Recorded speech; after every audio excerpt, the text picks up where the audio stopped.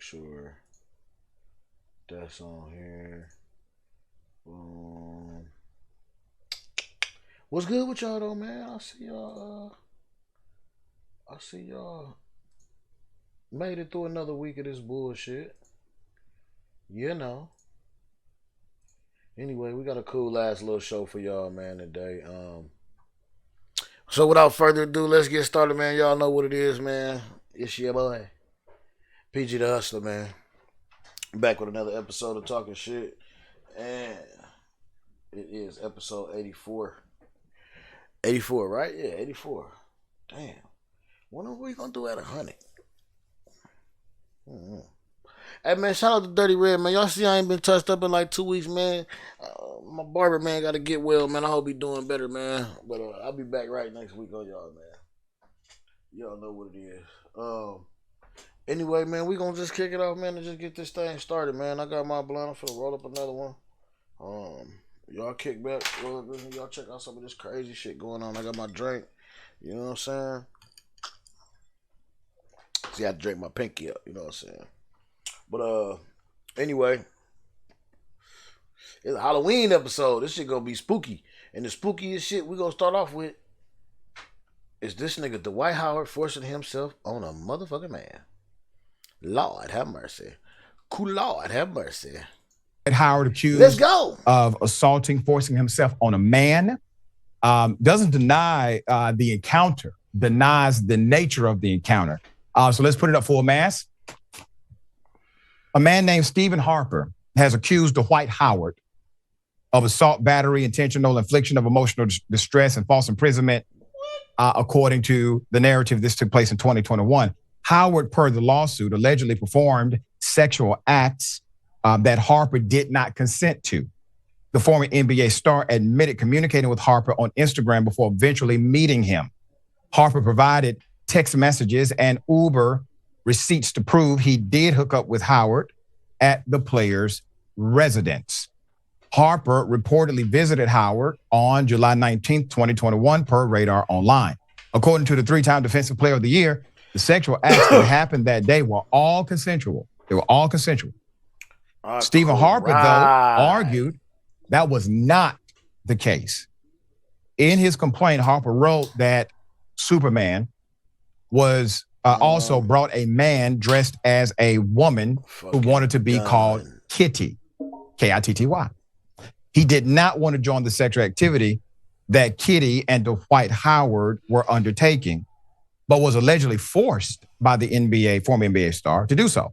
Harper went to police a year later, according to a July 2022 incident report from the Gwinnett County Police Department, which was obtained by ESPN. No charges have yet been filed.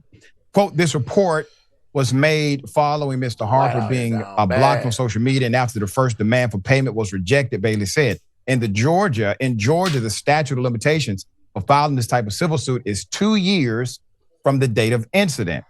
So there are other claims in the past. Let's put it up. It is interesting to note in 2018, Massin LJ claimed he dated Howard before he found out that the former NBA player was sleeping with a transgender woman. Okay. He then claimed that Howard and his pastor threatened and harassed him online. The author and entrepreneur also alleged that Howard wanted him to sign a non-disclosure agreement, NDA, and accept hush money. And a lawsuit proceeded and who denied against Howard, who denied knowing him personally at that time. All right, so we shall see how this shapes out. Obviously, there's no issue with whatever sexual orientation a person may have, none at all. But obviously, these allegations are disturbing at face value. All right, we'll bring updates as they come. Indisputable is still the fastest growing news show in America. We tell the truth on Indisputable because the truth is indisputable. Listen, no matter what you do, don't allow the politics of ideology to evaporate the soul that still exists inside of you. They don't stop, I don't stop. Racism won't stop, I won't stop. Systemic bias stop. People still need criminal justice systems reformed, so I won't stop. You won't stop either. Okay, so I don't know, man. I ain't really got too much to say about Dwight Howard. He's a repeat offender. In my book. I mean, all the way from before the pandemic. Like this is not nothing new to him. He just somebody just trying to beat his pockets up. You know what I'm saying? No pun intended. But we out of here, man. We gonna go to the next one. Oh shit, that's crazy. Y'all know that nigga repeat offender. Shooting deaths of two people found after a house fire in Akron. Police say both a 44-year-old woman and a 38-year-old man died as a result of gunshot wounds Monday evening. This was at a home on Lansing Road. News 5's Brent Caswell has the latest details about the investigation and reaction this from in the neighbors. city, y'all. 911 calls flooded in from neighbors Monday evening after reports of loud noises and smoke billowing from a home on Lansing Road. I have heard either gunshots or something and like an explosion. I just 10 good gunshots and they just caught the house on fire. Once fire crews responded to the home, Akron police say they found 44-year-old Christina Spigner laying in the driveway, shot multiple times in the head and torso. Saw an active fire, quite a bit of smoke, and then immediately saw a woman down on the ground unresponsive, and we determined she was dead by a gunshot wound. Once the fire was contained, investigators then found 38-year-old Jonathan DeFord dead in the basement of the house. And discovered him in the basement with what appeared to be a gunshot wound to the head. Miller says both Spigner and DeFord had an on and off relationship, adding Akron police had responded to the address multiple times in the past. There have been additional calls to the house for disturbances and things of that nature. Wow. And that culminated into that tragic event last night. Although a neighbor tells me this incident is tragic and that her family was terrified last night, she says this incident does not define this Akron neighborhood. Destiny Denton says she's not worried for her family or her family's safety. We do still feel safe because it's not randomized. It's obviously something that happened in-house, and it's devastating. I mean, there's no way around that. You know, it's really, really sad to see what happened and to hear that happen. Akron Fire's arson unit is now investigating the house fire. Tuesday, the medical examiner confirmed DeFord shot himself, and police believe it was a murder-suicide situation. Wow. Investigators believed early on that this was possibly what that was. Upon finding the body, it almost punctuated what they had believed in the beginning, was that this is a tragic outcome for sure, and then the suspect took his life as well. Akron police ask if you know any details about this incident to give them a call. Reporting in Akron, Bryn Caswell, News 5. Yo, listen, man. Listen, man.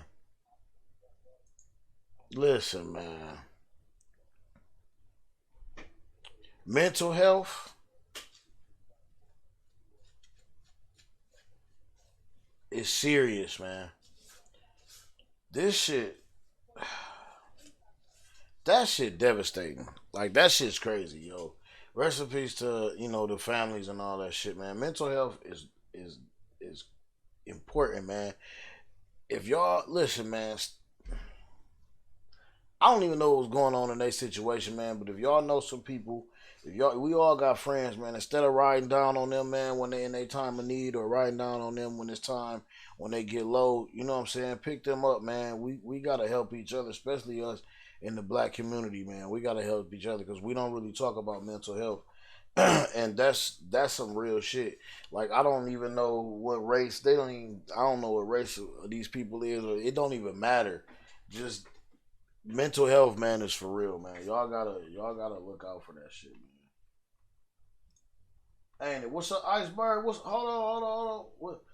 On this NBA shit. You at Hooters? Iceberg? Oh shit, nigga, give me some of the wings, nigga. Yeah. My dog, hold on, let me see. Is your camera up? No, you ain't on the cam. My dog, Ice, he at Hooters and shit, man, kicking it. He riding along. He said that shit wild, man. Y'all watch this shit on the comments, man. But yeah, that shit crazy, man. But mental health is for real, man. We gotta lift our people up, man. Hold our people up. Like, if you know somebody that's down right now, like, don't take advantage of their situation by beating them down further, man. help them out. If you can't even help them, but just be an ear to listen. Sometimes motherfucker that's going through shit don't want you to tell them nothing. They just want you to listen. They might be a strong person. They can figure it out. You know what I'm saying? Unless they ask you for shit, sometimes they just want to listen, man. They want somebody to listen. So, you know what I'm saying? Y'all know how we get on, man. Spread that love around, man. We ain't finna stop that shit. That shit's real. Smiley, distraught, unable to see his granddaughter. What you got, Ricky? Ricky Smiley is feeling the weight of seasonal depression. Why you can't see? But the entertainer also has been mourning the tragic loss of his firstborn child, Brandon Smiley, since January, as well as the pain of being estranged from his son's 3-year-old daughter, Storm. Ricky wrote in an X post on October 20th, ahead of a show in Columbus, Ohio. Changing of the season is triggering sadness, anger, despair, confusion, complication, hurt, irritation, pain, grief, worry, paranoia, pressure, distance, spiritual warfare. Just some of what I'm feeling. Ricky continued, I miss my son, and I keep dreaming about my granddaughter. It's tearing me apart. I miss my consistent, loving, and genuine grandparents who've gone on to be with God. No one on this earth would understand but them. The morning radio show host opened up in the past months about his fight to gain grandparents' rights to ensure he and his family continue to nurture their relationship with the 3-year-old. That's what they need. And a Black Star with the details here. That's crazy. In an April Instagram Live, Ricky claimed his last time seeing Storm was at Brandon's February homegoing service. He said he made several attempts to contact the child's mother to schedule meetings and invited them both to a family Easter gathering. His requests were allegedly ignored, forcing the comic to pursue legal intervention.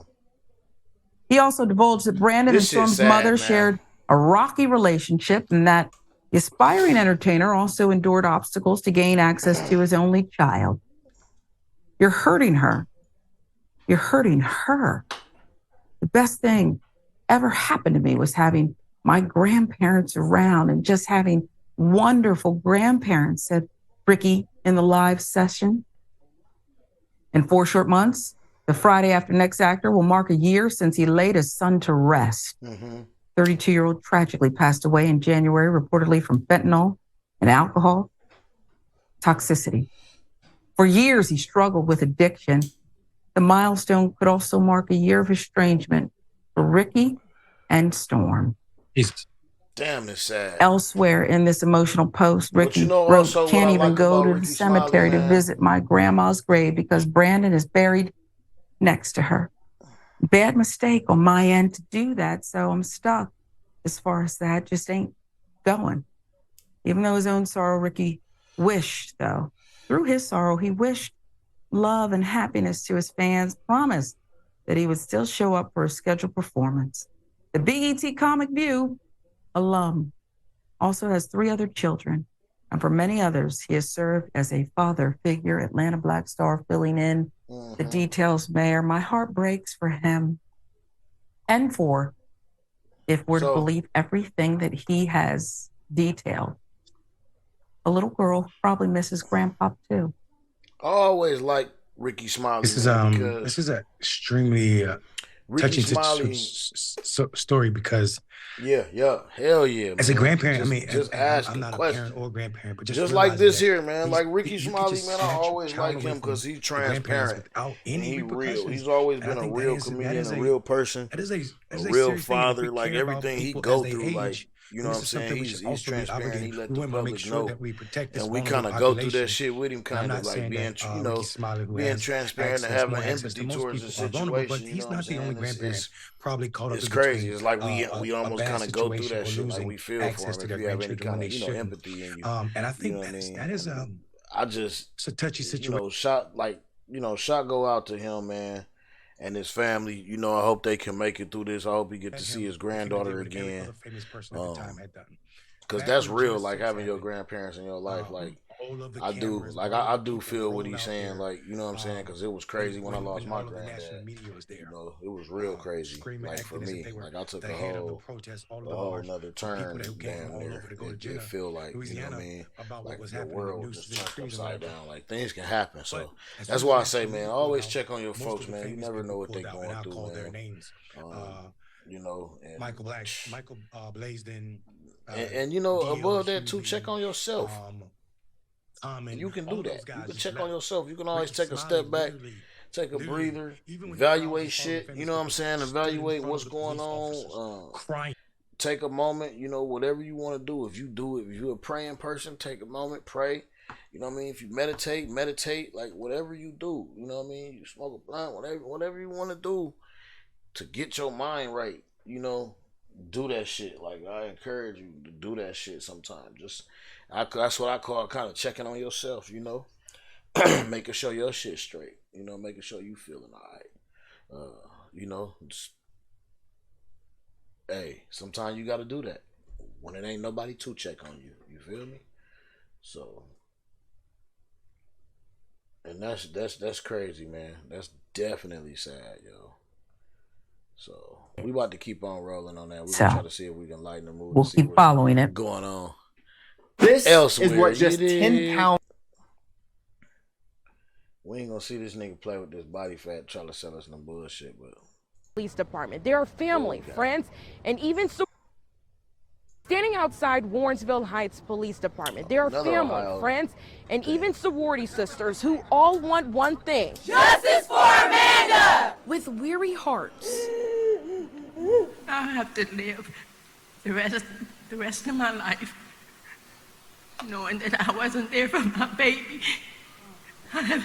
Amanda Williams' mother and daughter, Tyler Williams, say they're not giving up in their fight for justice during a press conference Tuesday afternoon at the Word Church. I just want justice for my mom. Something has to happen. We don't feel safe. Amanda Williams was killed more than 2 weeks ago after what started as a domestic violence call. Warrensville Heights police had her fiancé in custody, but he was released from jail after Warrensville Heights told News 5 in a statement that the Cuyahoga County Prosecutor's Office determined there was insufficient evidence to charge him. Prosecutors also told us he had plans to claim self-defense, so we reached back out for an update. In a statement, they say their office received preliminary reports from police on Monday and are waiting for additional evidence. Once prosecutors believe the investigation is fully complete, they will determine how to proceed, which will likely include a presentation to the grand jury. Let me be crystal clear that there's more to this case than you may know. With this, Pastor R.A. Vernon, along with Williams' family, friends, and sorority sisters, went to Warrensville Heights Police Department today to present pictures and text messages of what they say is evidence in her case. My deepest condolences for you. Thank you so much. I appreciate that. The life of my sister matters. And for that, we won't stop until we get justice for Amanda. After standing outside for nearly an hour, family and friends left hopeful. They are working on it. That justice will be served. They're listening to us and it's moving forward. We're happy about that. Very happy about that. We reached out to Warrensville Heights Police Department, and at this time, they have yet to respond back to our request. In Warrensville Heights, Justice will be served. Remy Murray, News 5. Yeah, it's going to be worth it, baby. Oklahoma bus driver arrested for holding kids hostage. Really? Hey, wait a minute. Back up. Let's rewind. Yes, self-love is definitely the best love, man. You niggas, man, y'all really getting on my nerves with this shit, man. This I only want to say a couple things about this shit, man, and I'm gone. I'm moving past this shit. If a woman need to get you out your character, this is on two different sides. If you gotta be with a woman and you gotta defend yourself, you need not to be with that woman. Period, point blank. Because it don't matter what go down. 9 times out of 10. it ain't gonna go down in your favor as a man, especially as a black man. It ain't just gonna happen. It ain't going down in your favor. They're gonna be on that woman's side, no matter if you had to defend yourself. So that's what I'm saying. Don't let it get too far. When you notice them red flags, get the fuck out the way.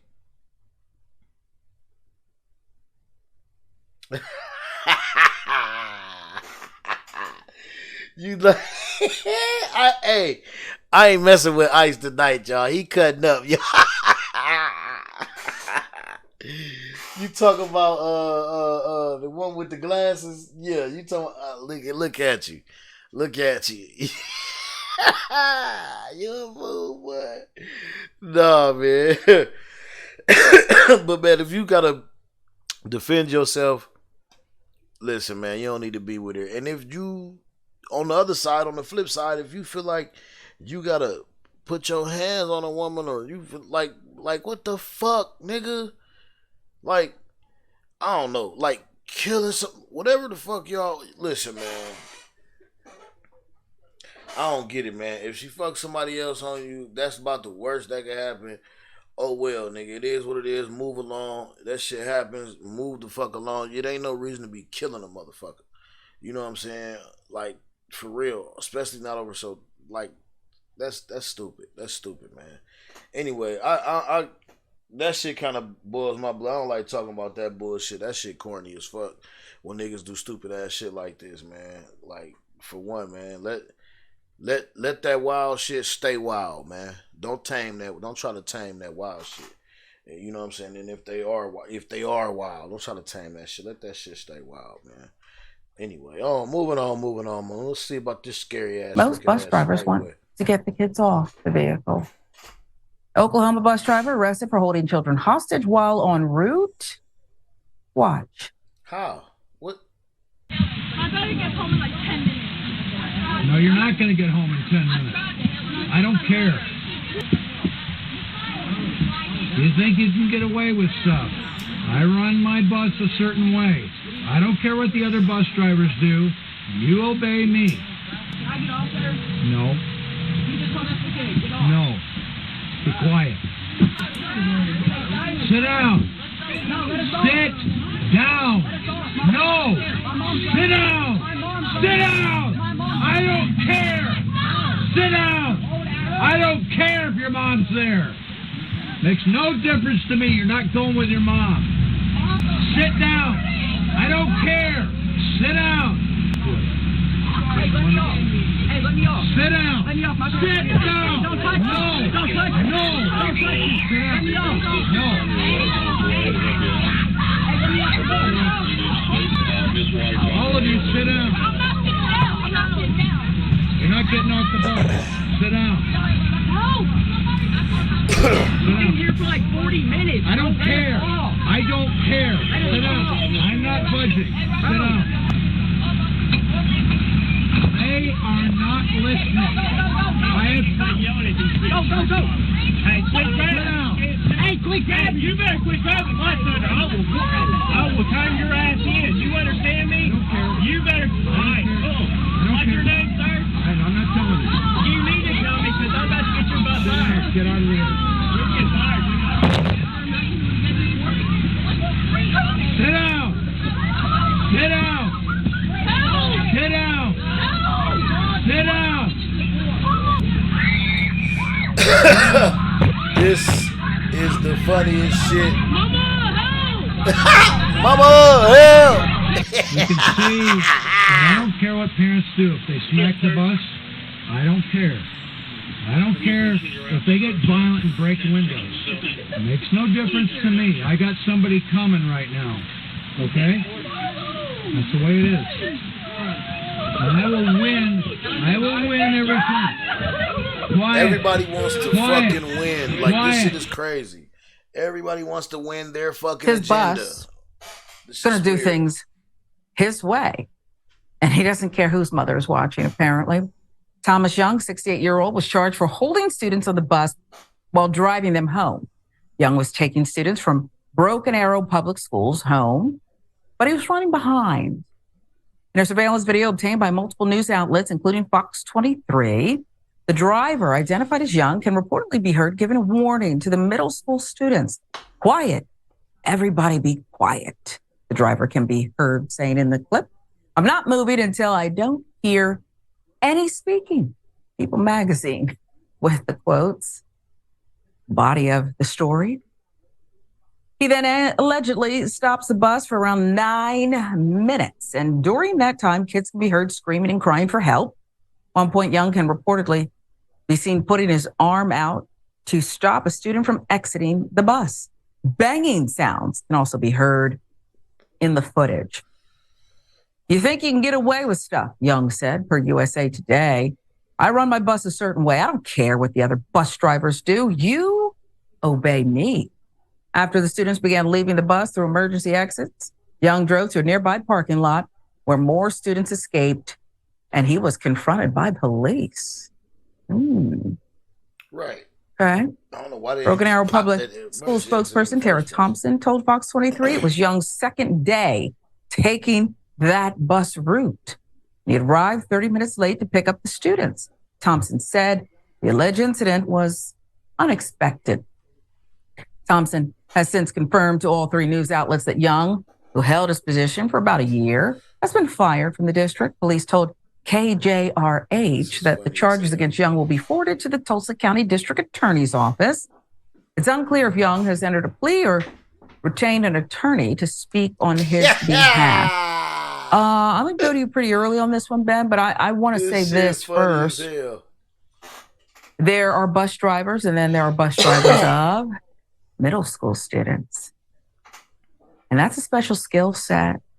Second day on the route, I don't know who Mr. Young was driving previously. It's not excusing any actions like this. You're holding someone hostage, well, you're going to get charged. Indeed, Mr. Young got charged. But these, Ben, these are middle school students. They'll likely testify against him if this goes to trial. Of course. Perhaps it should. Will. There's no deal worked out. Do you remember being a middle school student? He underestimated them, no? Oh, that's a fact. I mean, this guy seems like pretty standard issue bus driver, but from like many decades ago. I thought we did away with this kind of bus driver. He believes that in his zone, he must be obeyed, using the language of a god or a religious leader rather than a man driving a bus. And it's an important service you provide, driving a bus. But one of the key tenets is not holding the kids hostage. I should add a question now, I guess, to the test to become a bus driver. Could you ever see yourself holding the kids hostage? Could you see yourself keeping the kids on the bus? And also, as a unrelated yet related note, maybe you don't name your middle school Broken Arrow Middle School. It just sounds like a depressing name for a school. It sounds more like a recovery home or some sort of a, even it's not even positive enough to be the name of a recovery home. Broken Arrow sounds like a halfway home on the way into a rehab. It's like you're about to be in rehab soon, but we're going to give you a quick stay at Broken Arrow to ease the transition into rehab. So the whole thing has got a very negative vibe to it. And if I were a bus driver, I promise you one thing. I would not keep kids hostage in nearly any occasion. Probably no occasion. Yeah. No, and it starts with one thing that every bus driver has to understand in 2023. I'm only laughing so hard because I thought about the same shit. When I first heard the name of the school, I said, damn, that sounds like a fucked up school. In my head, that shit sound like a fucked up ass school, boy. You know that motherfucker's bad as fuck at Broken Arrow, boy. You nigga had to be new, boy. Hey, listen, man. You cannot fucking hold people's key. I don't give a fuck. Listen, y'all motherfuckers need to stop being so always wanting to win, always wanting to have the upper say, or you got to be right like a motherfucker finna just come and jump on your side. That motherfucker thought the police was finna come and jump on his side and arrest him. And arrest the kids for talking. Like, nigga, please. They not, nigga, get the fuck out of here. Fuck out of here, bro. Fuck out of here. 200 messages in 19 and a half hours. Oh, what's going on here, man? 200 messages saying you're nothing, you're hopeless, will make your life a living hell. You might as well end it now. Where's our money? Tamia Woods' pain is clear. Her son, James Timothy Woods, a 6'2" hurdler, was a popular high school senior who loved anime, chess, and video games. Now his parents are speaking at schools with a desperate warning. You all are targets. They want your money. They want $10, they want $20, they want $100, and they don't care if you're not here. Tamia and Tim's son's tragic death is part of an alarming trend called sextortion, targeting young boys between the ages of 10 and 18 on social media, apps, and through video games. This is an epidemic that is running rampant. Check them kids out. Scammers check them phones, posing as check young them teen games. girls lurking online, sliding into phones and gaming devices of unsuspecting kids. In 2022, there are over 7,000 reported sextortion cases against children in America. In my experience, in fact, I would think that number is well over 100,000 cases that have not been reported. At 10 Their years tactics, old now, friendly this and is flirty at first, enticing victims into sending a nude pic and then flipping the script, demanding payment under a threat they'll expose those explicit photos to the world, especially family and friends. The goal is to ramp up that stress. That's also how they're getting a lot of young kids across the country to take their own lives. The FBI tells ABC News more than 20 kids have died by suicide directly because of sextortion. These people are professional con artists. Every day I told my son I loved him. And in 19 and a half hours, they convinced him otherwise. It's a mind game. In November 2022, James died by suicide after DMing over Instagram with someone he thought was a teenage girl. The conversation eventually moved over to a video chat. She asked him if he would like to view her unclothed. He said yes. She undressed. Then she said, okay, your turn. He did it too. But she revealed herself to be an extortionist. She said the screen grab of James would end up online unless he paid her $6,000 with the untraceable method of gift cards. Like James, Jordan DeMay seemed to have everything going for him. A star athlete and a homecoming king in Marquette, Michigan. Jordan was a very happy guy. He was always dancing or singing, listening to music. He had a lot of friends. But last year, he too had a chance encounter on Instagram. It started out with the supposed girl saying, hey, we have some friends in common. That girl with the handle Danny Roberts enticing Jordan to send her a nude photo, then demanding money. I have screenshot all your followers and tags. You can send these nudes to everyone, and also send your nudes to your family and friends until it goes viral. All you've to do is cooperate with me, and I won't expose you. Jordan asks, how much? Danny, $1,000. Jordan, a victim of sextortion, now spiraling. I'll kill myself right now, he writes, because of you. Good, Danny replies. Do that fast. He eventually sent Danny Roberts money. We paid him $300. Paid him what he could. We sent another transaction for $20 or $30. That's all I have. I can't pay anymore. And they kept pushing and pushing. And they were building collages with his compromised photo with other photos of his friends and family and parents, threatening to send it out to them and keep putting the pressure on them. They never gave him a single minute to think. And just 6 torturous hours from that first message. He shot himself with a firearm in his bed. It was obviously total shock. I think I even said that to him when he was there. I was like, why? As soon as I called 911, I called Jennifer. And he said, Jordan's gone. And I said, no, no, no. Then Jordan's girlfriend Kyla started receiving menacing messages. And I randomly happened to see a direct message on Instagram with photos. One explicit photo of Jordan, and I felt like I had to respond. Who are you? Why do you have these photos? It was a random account that looked like a teenage girl. They threatened to send these photos to my family and my friends. And I was panicked. I was terrified. Why are you doing this? Kyla sought help. She told her parents, who went to the police. They were able to get her phone and follow the IP address. At that point, it's a matter of officers starting to follow the breadcrumbs. 8 months later, a major break in the case. 2 of the men charged after the Jordan DeMay sextortion death will make their first appearance in a U.S. courtroom. So Danny Roberts, as we've alleged, is a fictitious name. The perpetrators in this case secured a hacked Instagram account. They found an image of an attractive young woman that they found online. They attributed it to this account, and they made up a name.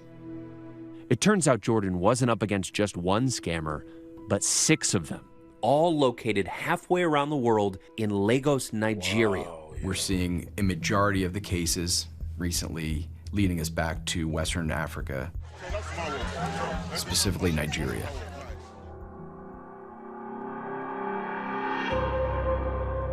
Today, we are announcing the successful extradition of 2 Nigerian nationals who ran an international sextortion ring.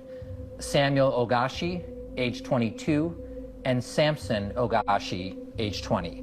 The Ogashi brothers have pled not guilty and are currently awaiting trial here in the U.S. 2 families are going to be destroyed because of this. There's another mother somewhere in Nigeria missing her 2 sons. And it's really unfortunate that both families are in this situation at because this of this point, senseless fuck with act like that and shit. $300. For emotional support, call or point, text 988. This is my Anonymous thing. This is my thing. At this point, that mother whose sons is being in charge for this shit deserve that shit. This shit is crazy as hell. I want to encourage all y'all. If y'all got kids, I don't care what age they is. Check them phones, check them limits. Make sure they don't be on certain apps.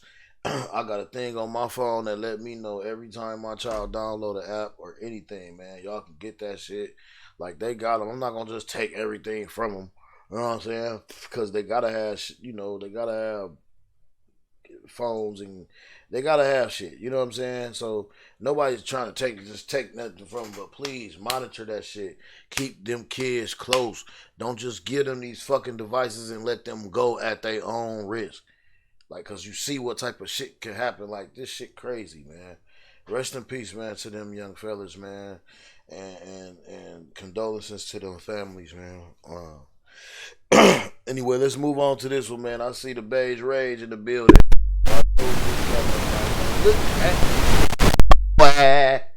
Look at your boy going down for that scamming. Even the rich do it. Now it's crazy out there, y'all. What I'm telling y'all have to watch yourself, man. That scamming shit ain't no motherfucking punk, man. Trust me. Like, trust me, y'all. Y'all be careful with everything you fucking do online. The companies you trust, all that shit. Do your fucking research is all I gotta say on everything. The coldest day of the year. DJ Envy is facing severe scrutiny recently. When I tell you about creating generational wealth, that's what it is. I picked up, this is some of my rent. He owes me some more. His rent is picked up Over an alleged scheme that appears to have been exposed. We teach people how to invest in houses. What up, y'all? It's DJ Envy. Flippin' NJ. This is Envy with confidant Cesar cutting videos for promotion of their business. Cesar is Flippin' NJ is my partner in New Right. Jersey. He owns over 1,600 units in New Jersey and all throughout the country. Cesar was in prison before. Cesar was in prison. Cesar was locked up, and he learned how to do real estate in prison. In prison. Wow. He was like, his first thing is, why are you using your money?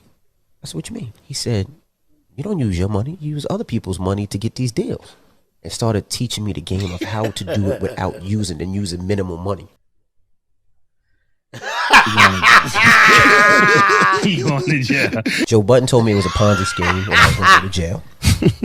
And not only that, we're going to be giving one lucky person one of these chains. Now, these chains are sealed.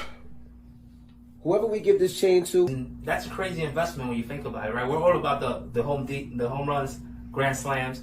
For $100 a ticket, you have a chance of making $10,000 that day. That's Pretty right. much that's what we're worth, right? Between the chain and us. That's $10,000, bro. And leaving a trail of spots for litigators. What up, y'all? It's DJ Envy. I got my guy Cesar right here. As you can see, this is the 3-family crib, right? We're demoing today. The popular radio personality, DJ Envy, denying any involvement in a alleged real estate scam.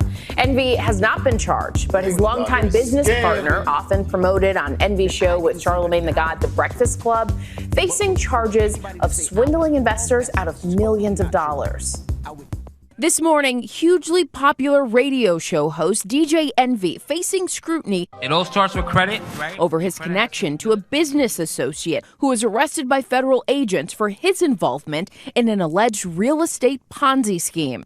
Cesar Piña, charged with wire fraud, was often featured on the massively successful syndicated radio show The Breakfast Club. Envy, who says he never made any money investing in real estate in the business venture, maintains his innocence and has not been charged. I've never stole anything from anybody, and I'll just leave it at that. Probably a wise move.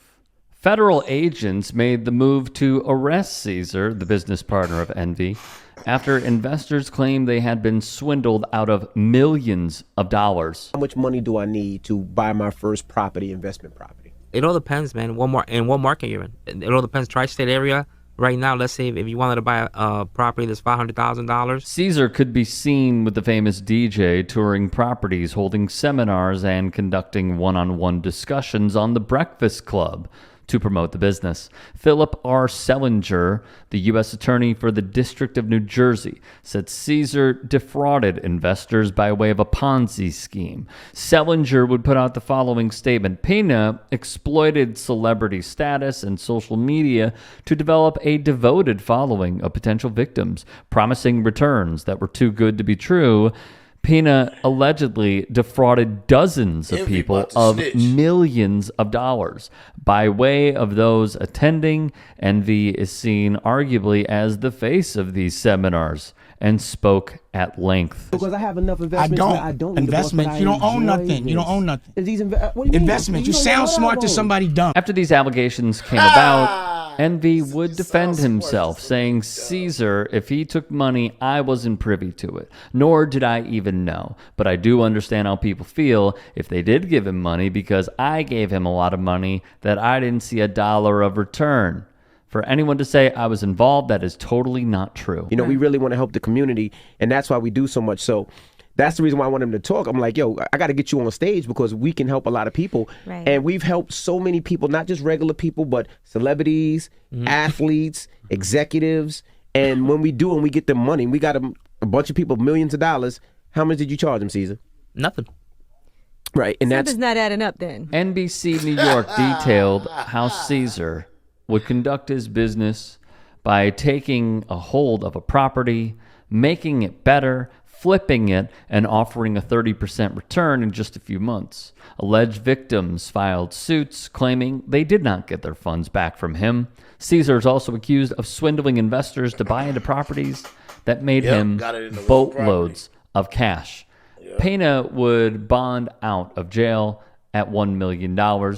He is not allowed to leave the state. He also pled not guilty to the charges. In addition, iHeartRadio's offices were visited by the feds, FBI, and they took equipment, which leads one to believe that all the stuff that they took from those offices will now be reviewed and go into their investigation of this scheme. We go through and help them get their loans, help them refinance, pull money out, help them get cribs, and we charge them nothing. Wow. Nothing. Envy's attorney, Massimo F. D'Angelo, has put out statements defending his client, claiming he is a victim, adding you could always have people that are engaged in business together, but then you have a bad apple that goes off and does something on his own without anyone else's knowledge. Meanwhile, the alleged victims are speaking out. Record producer Anthony Martini says the only reason he invested was because of his relationship with DJ Envy. Wow. He claims to have lost $1 million. Jose Santiago and his wife Jessica Ortiz claim to have lost $200,000. He says he saw the promos all over social media featuring Envy and, in his words, thought it was a legitimate business venture. Wow. Wow. DJ Envy. Solomon the God.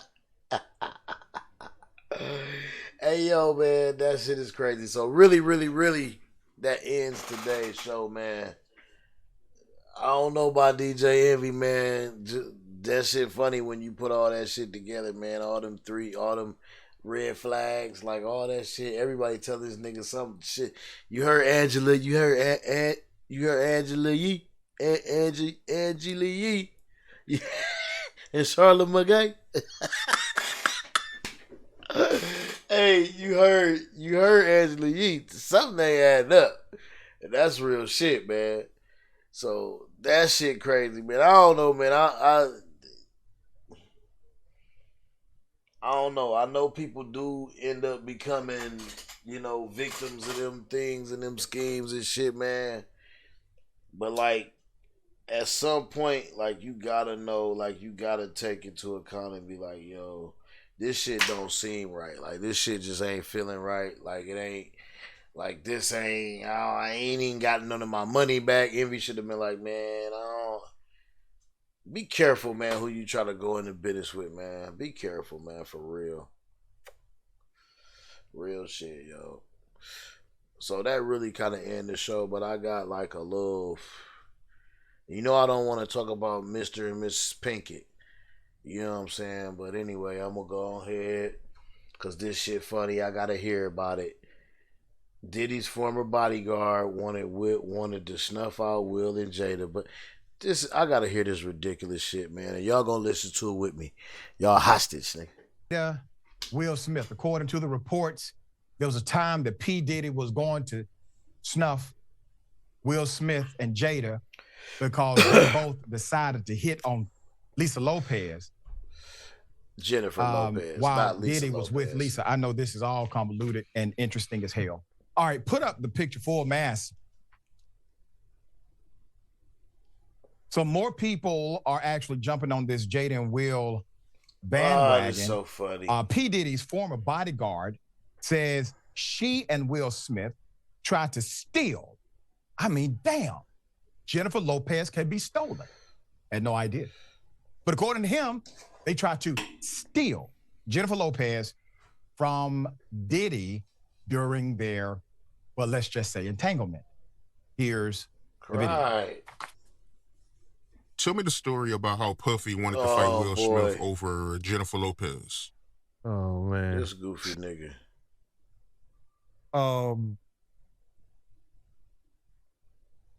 We were at a birthday party that I think either Matt Damien was giving for Ben Affleck. It was just a little gathering. It was at the Four Seasons. Will Smith and his sister and her husband, we were all sitting on this side of the room. Matt Damien, Nigga said Matt Damien. Ben He from the Affleck, hood.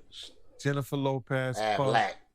Will Smith, and Jada was sitting on the other side of the room.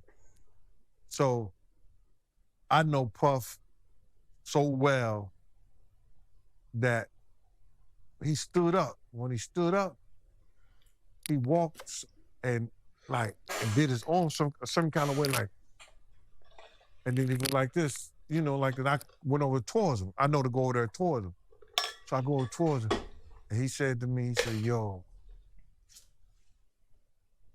I think Will and Jada is trying to scoop up Jennifer.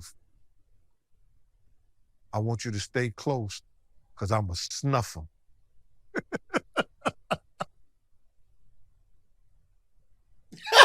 That nigga's child's face. Let's put the picture up of the happy couple at that time. So, first of all, this must be a very deep thing, because before the former bodyguard answered the question, he had to take his hat off. Did you see that move? Mm-hmm. That's a serious, when a man takes his hat off before providing an answer to a question, this is a tough thing. See that right there? Look at that. Okay? It's going to be hard to do. I have no idea why the bodyguard has decided to talk about this stuff openly. Maybe there's an agreement in place with the agency that is providing the content for us today. Big ups to them for doing so. So this is a hell of a story. Now, there's already a narrative out here that says Puff Daddy paid $1 million to have Tupac murdered. Okay? I know, man. Obviously, me too. You that's know I'm tired of it, but I ain't Puff. talking about the pink. Because if it was, more about the bodyguard. It's funny as hell. And these things are starting to add up in a narrative I cried. that if Oprah does a movie about P. Diddy, it's over. Done. Sean Diddy Combs and Jennifer Lopez, J-Lo, were an item right before the turn of the millennium. It was a big deal.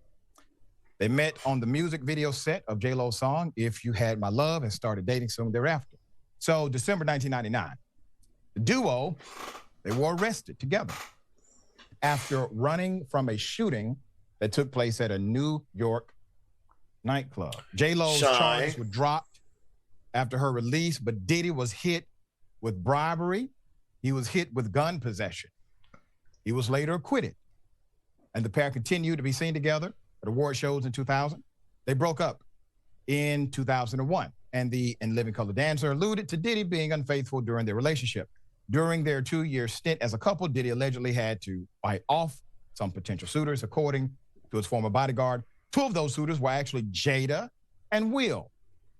Gene Deal claims that he joined his former boss Diddy at a birthday party. Actor Matt Damon threw for Ben Affleck when the incident occurred. Deal described it as a little get-together at the Four Seasons with a few Hollywood A-listers. Yeah, that shit funny as hell, man. You know I'm done talking about them motherfuckers, too. I just had to see that shit because that was something new that had popped up about it, and it was kind of off subject of all the other things. It was just funny because Diddy was involved, man. Just a little funny little something, man, to show off with, man. So, man, I like always, man, I definitely want to thank y'all for stopping through, for coming out. Ice, I see you over there, man. You know, good looking for tuning in, man. Already, my nigga, man. My nigga been holding it down, man, and tapping in and shit. But shit, you already know what it is, man. I'm gonna get at y'all, man. Y'all already know, like we say, man, go tell somebody you love them. Go check on your folks, man. Spread that positivity and love, man. And we out of here, man. Peace.